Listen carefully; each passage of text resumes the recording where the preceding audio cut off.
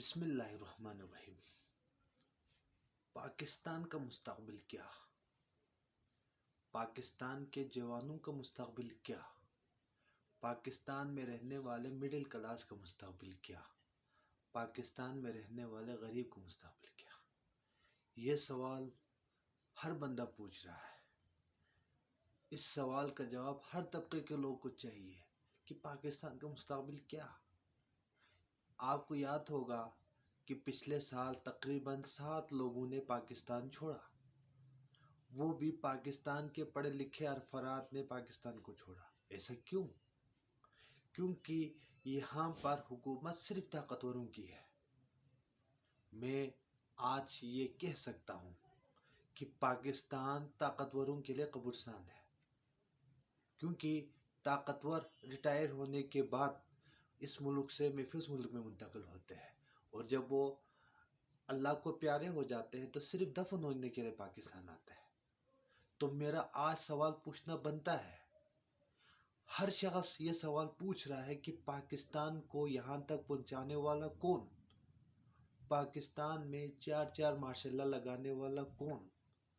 پاکستان کو اس اندھیرے میں دھکیلنے والا کون؟ اور پاکستان کو یہاں پہنچانے والے کا ذمہ دار کون؟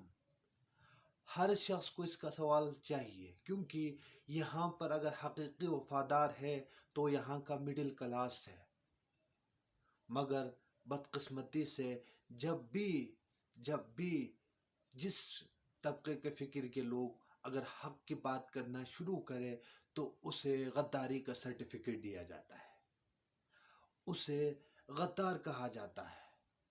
مگر ہمیں یہ سمجھ نہیں آتا کیوں ہمیں غدار کیوں کہا جاتا ہے؟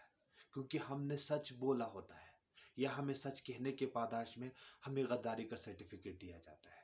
سوچے گا ضرور، ایجنسی کے رپورٹ نکالے کہ یہاں کا بچہ بھی کہہ رہا ہے کہ جو آج ہو رہا ہے وہ غلط ہو رہا ہے، کیونکہ یہاں پر صرف اور صرف مڈل کلاس اور غریب کو دھکیلا جا رہا ہے۔ آج ہمارا سوال پوچھنا بنتا ہے، کیونکہ ہمارے لوگ آٹوں کی لائنوں میں در بدر پھر رہے ہیں۔ ایسا کیوں؟ کیونکہ اس ملک کو یہاں پہنچانے والے کا آج تک ہمیں ذمہ داری کا لینے والا کوئی ملا نہیں۔ ہر بندہ کہتا ہے کہ میں ذمہ دار نہیں ہوں، ہر شخصیت کہہ رہا ہے کہ میں ذمہ دار نہیں ہوں۔ آخر ذمہ دار کون ہے؟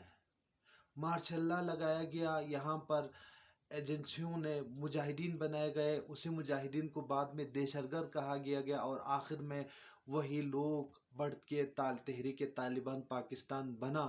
تو ہمارا سوال پوچھنا کیوں نہیں بنتا؟ آپ نے آپ کے محفوظ جگہوں سے وہ لوگ بھاگ گئے جس نے آرمی پبلک سکول پر حملہ کیا تھا۔ ہم نے اس دن بھی مذمت کیے تھے، ہم نے اس دن بھی کہا تھا کہ آرمی پبلک سکول پہ حملے کرنے والے دہشت گرد ہیں۔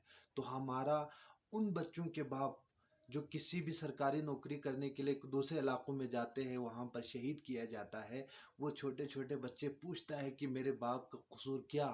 تو اس کو جواب ملتا ہی نہیں ہے۔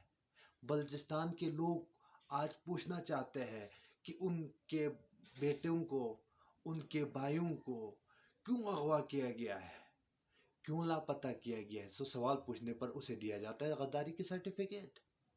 آپ دیجئے نا، جتنے بھی طاقتور لوگ ہیں میں ان سے سوال پوچھنا چاہتا ہوں، بتائیے نا کہ اس کا ذمہ دار کون ہے؟ آج ہمیں اس سوال کا جواب چاہیے۔ ہمیں بھی پتہ ہے، ہمیں بھی معلوم ہے، ہمیں بھی اتنا اندازہ ہے، کیونکہ آپ نے ریٹائرمنٹ کے بعد یہاں سے منتقل ہونا ہے۔ مسئلہ ہمارے مڈل کلاس کا ہے، مرتا ہے تو مڈل کلاس، مرتا ہے تو پاکستان کے غریب عوام، مگر اس عوام کو 75 سالوں میں 90 کھرب کا مقروض بنایا۔ ذمہ دار کون؟ یہاں پر ذمہ داری لینے والا کوئی ہے ہی نہیں۔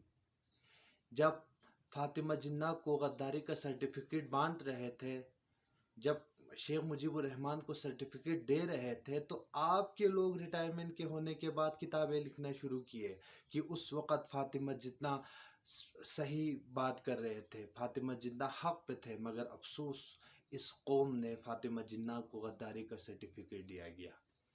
جب پاکستان کے لیے ایٹم بم بنانے والا ہمارے ہیروز اپنے حیات میں کہتا ہوا آ رہے ہیں، یا اپنے حیات میں اس نے کہہ چکا کہ میں نے اس قوم کے لیے ایٹم بم بنا کر سب سے بڑی غلطی کی۔ آج عافیہ صدیقی کے پورے خاندان پوچھ رہے کہ عافیہ صدیقی کی کیا غلطی تھی، عافیہ صدیقی کا کیا قصور تھا؟ ہے کوئی ذمہ دار لینے والا؟ ذمہ دار لینے والا کوئی ہے ہی نہیں، کیونکہ ہر بندہ جو طاقتور ہے وہ پاکستان کے مستقبل کے ساتھ کھیل رہے ہیں، وہ پاکستان کے مستقبل کا سوچ ہی نہیں رہا، کیونکہ اگر سوچتا تو ہم یہاں پر نہ پہنچتے، ہم دہشت گردوں کا اڈا نہیں بن جاتے، ہم داعش کے اڈا نہیں بن جاتے، اور ہر قوم محب الوطن ہونے کا دعویٰ نہیں کرتے، کیونکہ یہاں پر صرف اور صرف اگر دیا جاتا ہے تو اسے غداری کا سرٹیفکیٹ ہے، جو اسے کس پر؟ سوال پوچھنے پر، بولنے پر۔ یہاں پہ اب آپ سوچئے گا، ہمارا فرض تھا، ہمارا حق تھا، یا ہم بول سکتے ہیں تو ہم بولتے ہیں، کیونکہ یہاں کا جو مڈل کلاس ہے وہ کٹ سکتا ہے، مر سکتا ہے، مگر وہ اپنے رائے سے کبھی پیچھے نہیں ہٹ سکتا۔ مجھے اجازت دیجیے گا۔